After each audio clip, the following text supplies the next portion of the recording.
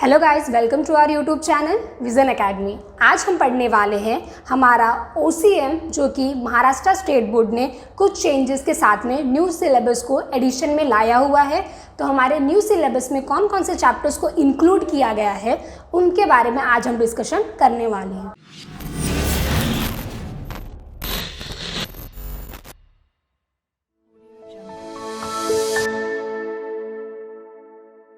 So guys, सबसे पहले हम आज स्टार्ट करते हैं। हमारा जो सब्जेक्ट है OCM वो होता क्या है? वो है हमारा organisation of commerce and management. सबसे पहले आज हम देखते हैं हमारा ऑर्गेनाइजेशन क्या होता है। अब हम सबसे पहले स्टार्ट करते हैं हमारा ऑर्गेनाइजेशन का मीनिंग क्या होता है। यहाँ पे लिखा हुआ है when people come together for a particular objective it is known as organisation. इसको अगर हम बोले तो यहाँ पे क्या डिफाइन किया हुआ है? ऑर्गेनाइजेशन क्या होता है? जब कुछ लोग एक साथ आकर किसी एक पर्टिकुलर ऑब्जेक्टिव के लिए काम करते हैं तो उसे बोला जाता है ऑर्गेनाइजेशन। जैसा कि आप लोगों ने देखा होगा कि हम जब कहीं पे एज अ जॉब ज्वाइन करते हैं, जैसे एज अ एम्प्लॉय आप किसी ऑर्गेनाइजेशन या किसी बिजनेस में अपॉइंट होते हैं तो वहाँ पे एक कंपनी के ओनर होते हैं। ओनर्स ने एक गोल को सेट किया होता है और कंपनी के जितने भी एम्प्लॉयज़ होते हैं वो लोग प्रॉपरली उस गोल को अचीव करने के लिए काम करते हैं। वो जो हमारा बिजनेस होगा वो है हमारा एक तरीके का ऑर्गेनाइजेशन। अब हम मूव करते हैं हमारे नेक्स्ट पॉइंट की तरफ, जो है हमारा कॉमर्स। What is commerce? आप फील्ड ही कॉमर्स में आ चुके हैं। तो सिंपली व्हाट इज़ कॉमर्स? तो buying and selling of goods and services at a large scale या फिर large level is known as commerce. Simply commerce में होता क्या है?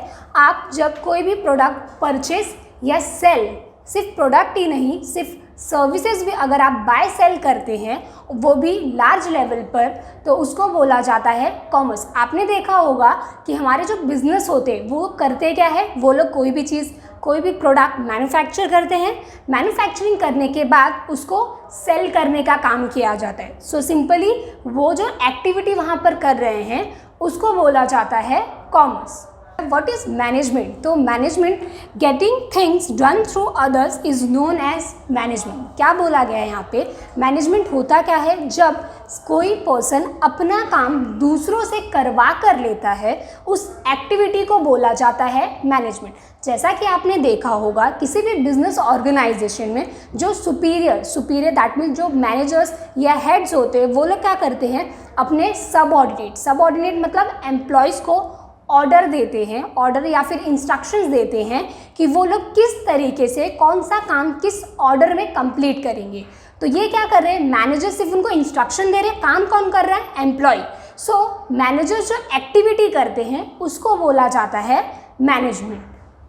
हम ओवरऑल व्यू की तरफ जाते हैं। तो what is OCM? That organisation of commerce and management. Simply इसमें आप एज अ बिजनेसमैन जब आप अपना बिजनेस करते हो तो उसको कैसे ऑर्गेनाइज करोगे, कैसे अपने प्रोडक्ट्स को बाय सेल करने वाले हो, साथ ही साथ आपकी कंपनी के एम्प्लॉयज़ के साथ साथ अपने कस्टमर्स को आप कैसे हैंडल करोगे, कैसे उनसे कंट्रोल करोगे, उनसे कोऑर्डिनेशन करोगे, यही होता है हमारा OCM। गाइस, अब हम देखते हैं कि कौन से चैप्टर्स उन्होंने हमारे सिलेबस में इंक्लूड किया हुआ है। हमारा फर्स्ट चैप्टर है principles of management. What is principle of management? जैसे कि हमने 11th स्टैंडर्ड में रिफ़र किया हुआ है कि मैनेजमेंट क्या होता है, मैनेजमेंट का नेचर क्या होता है, उनके फीचर्स क्या है, उनका इम्पोर्टेंस क्या है। सेम उसका ही थोड़ा एडवांस टॉपिक जैसे कि हम इसमें सीखेंगे कि किसी भी बिजनेस ऑर्गेनाइजेशन को हैंडल करने के लिए कुछ प्रिंसिपल्स को डिफाइन किया गया है। वो है हमारे 14 प्रिंसिपल्स ऑफ मैनेजमेंट। साथ ही साथ कुछ साइंटिफिक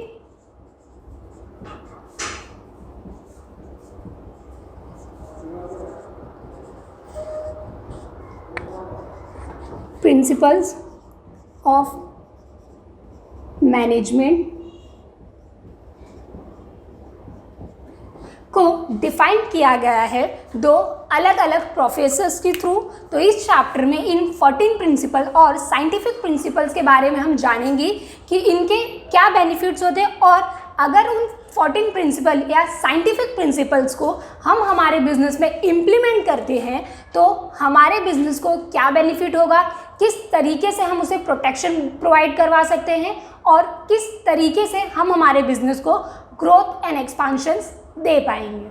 मूव करते हैं हमारे सेकेंड चैप्टर की तरफ, जो है function of management. What is functions of management. इस चैप्टर में हम देखने वाले हैं कि कौन कौन से स्टेप्स होते हैं। स्टेप्स में 6 स्टेप्स यहाँ पे डिफाइन किए गए हैं, जैसे कि planning, organising,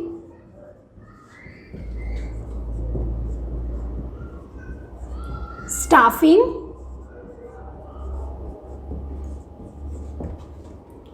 directing,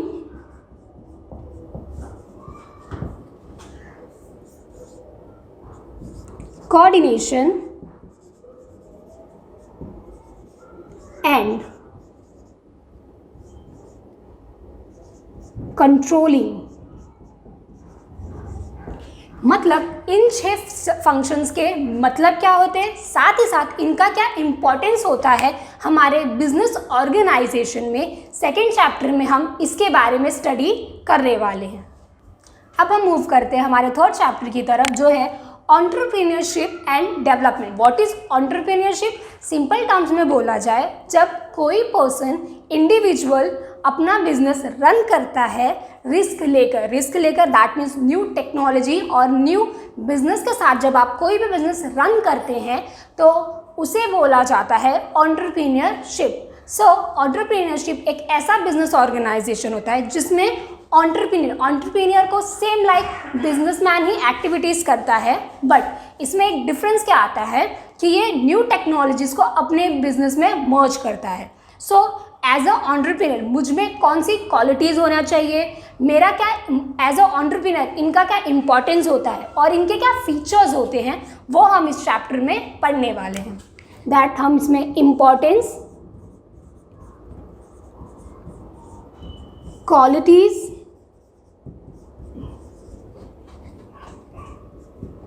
and features of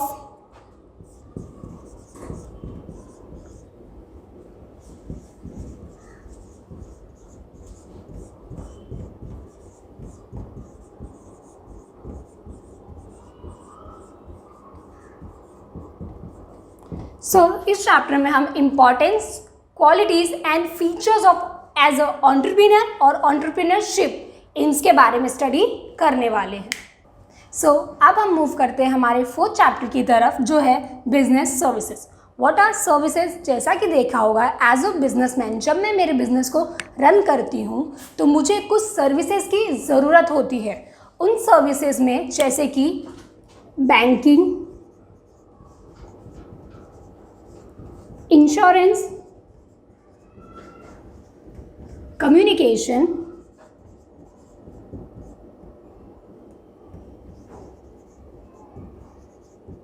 transport and warehouse. जैसे कि आपने देखा, ये जो सर्विसेज है हमारी banking, insurance, communication, transport, warehouse, इनका इम्पॉर्टेंस क्यों होता है, साथ ही साथ इनके कैसे टाइप्स होते हैं, कितने तरीके की वेराइटीज़ होती हैं, उसके बारे में हम हमारे चैप्टर नंबर 4 में पढ़ने वाले हैं। अब हम मूव करते हैं हमारे 5th चैप्टर की तरफ, वो है emerging modes of business. What are emerging that means new या फिर ट्रेंड में जो बिजनेस ऑर्गेनाइजेशन, जैसे कि हमने देखा होगा, आपने देखा होगा इन डेली लाइफ की पहले 20 से 25 साल पहले अगर हम जाए तो क्या होता था, अगर हमें कोई भी प्रोडक्ट परचेज करना हो या कोई भी सर्विसेज चाहिए हो तो हमें क्या करना पड़ता था, उस शॉप तक जाना पड़ता था प्रोडक्ट को परचेज करने के लिए। But because of new advance version मतलब हमारे ई कॉमर्स जैसे ही मार्केट इन द सेंस हमारे बिजनेस वर्ल्ड में एंटर हुआ, अब हम घर बैठे बैठे कोई भी प्रोडक्ट या फिर कोई भी सर्विसेज घर बैठे बैठे आराम से परचेज कर सकते हैं। जैसे कि हमने एग्जाम्पल्स है फ्लिपकार्ट, अमेजोन, ये सारे बेस्ट एग्जाम्पल्स हैं हमारे ई कॉमर्स के। सो इस चैप्टर में आप व्हाट इज ई कॉमर्स, इसका इंपॉर्टेंस क्यों है, इससे क्या बेनिफिट होता है,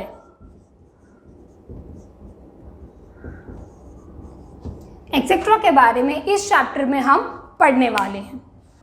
अब हम मूव करते हैं हमारे 6th चैप्टर की तरफ, जो है social responsibilities of business. What is social responsibility. जैसा कि आपको पता है कि हमारा जो बिजनेस ऑर्गेनाइजेशन, मतलब हमारा जो बिजनेस है वो एक सोसाइटी में रन होता है। सोसाइटी के लोगों का बहुत ही इंपॉर्टेंट रोल होता है बिजनेस को सक्सेसफुल या फिर बोलते ना उसको एक लेवल तक पहुंचाने में। बिजनेस की रिस्पॉन्सिबिलिटी होती है कि उनसे जुड़े हुए जो लोग हैं उनको कुछ बेनिफिट्स प्रोवाइड करें। बेनिफिट्स देने के लिए वो लोग कौन होते हैं, तो जैसे कि हमारे investor, owner, consumer, employees etcetera को कुछ बेनिफिट्स प्रोवाइड करके देना। क्यों? बिकॉज ऑफ दिस पर्सन हमारा जो बिजनेस ऑर्गेनाइजेशन है वो अच्छी तरीके से रन हो पा रहा है। इस चैप्टर में हम इनके बारे में डिटेल नॉलेज लेंगे। अब हमारा नेक्स्ट चैप्टर है chapter number 7, that consumer protection. What is consumer protection. Consumer means customer. Consumers को जो हमारे सेलर्स होते थे वो एक्सप्लॉइट करते, एक्सप्लॉइट करना मतलब उनका शोषण किया जाता था। तो ये सारी प्रॉब्लम्स गवर्नमेंट के सामने आई, तो गवर्नमेंट ने एक न्यू एक्ट लाया, दैट कंज्यूमर प्रोटेक्शन एक्ट। इसमें क्या कुछ चीज़ें इंक्लूड किए गए थे, जैसे कि एज अ कस्टमर आपके पास कुछ राइट्स हैं, राइट्स ऑफ कंज्यूमर। साथ ही साथ इसका क्यों इम्पॉर्टेंस है, दैट कंज्यूमर प्रोटेक्शन आपको क्या बेनिफिट्स प्रोवाइड करके देता है।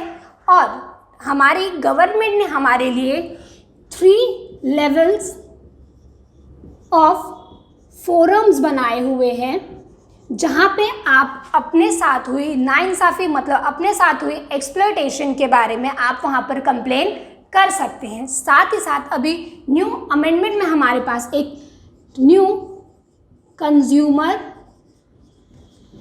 प्रोटेक्शन एक्ट आया हुआ है इन ईयर 2019। ये है क्या, इसके बारे में हम डिटेल स्टडी करने वाले हैं। चैप्टर नंबर 8 में हम पढ़ने वाले हैं, जो है हमारा मार्केटिंग। What is marketing. तो मार्केटिंग एक ऐसी एक्टिविटी होती है जो आफ्टर प्रोडक्शन स्टार्ट की जाती है और before selling, selling that means जब हम हमारा प्रोडक्ट सेल करते हैं तब वाइंड अप मतलब ख़त्म कर दी जाती है। मार्केटिंग में आता क्या है, तो मार्केटिंग के कुछ फंक्शंस होते हैं। फंक्शंस में इंक्लूड है ग्रेडिंग,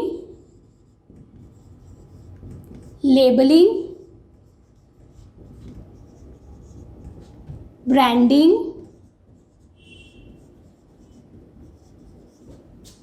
एंड प्राइसिंग। इस चैप्टर में हम स्टडी करने वाले हैं कि हमारा फंक्शंस ऑफ मार्केटिंग क्या है, साथ ही साथ इसका इम्पोर्टेंस क्या होता है एंड फीचर्स क्या होते हैं। ये चैप्टर हमारा न्यू अभी सिलेबस में ऐड किया गया है। इस चैप्टर को हम थोड़ा ध्यान से पढ़ेंगे। गाइस, ये था हमारा पूरा 12th OCM का पूरा सिलेबस, जो कि हमारी महाराष्ट्र स्टेट बोर्ड ने हमारे सिलेबस के अंदर इंक्लूड किया हुआ है। नेक्स्ट लेक्चर से हम हमारा first chapter that principle of management को स्टार्ट करेंगे और सबसे पहला क्वेश्चन उस दिन से हम स्टार्ट करेंगे।